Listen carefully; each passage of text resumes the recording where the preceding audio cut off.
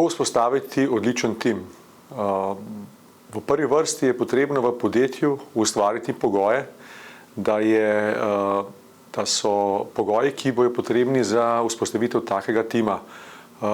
To je kadrovski izbor, se pravi izbor ustreznega in usposobljenega kadra, predvsem pa odgovornega kadra, ki je pripravljen in pa sposoben biti v takem timu.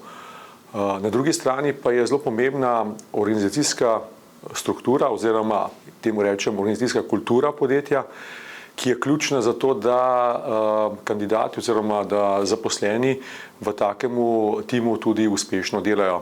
Namreč zaposleni morajo imeti zaupanje in pa motivacijo, da v takemu timu uspešno delajo, in sicer morajo verjeti in pa imeti vrednote, ki so podobne ali enake podjetju, in le to je predpogoj za uspešno delovanje tima.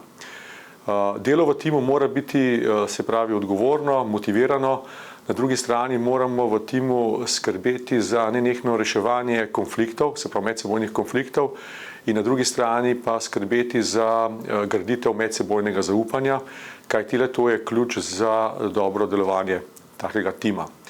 Razlika med uspehom in neuspehom v podjetju je po moji oceni dober tim. In seveda pretežni čas svojega časa preživimo v podjetju s sodelavci, in zato je seveda naša odgovornost in pa sicer in glavni argument, zakaj hočemo graditi dober tim, je ravno ta, da smo v dobrem okolju.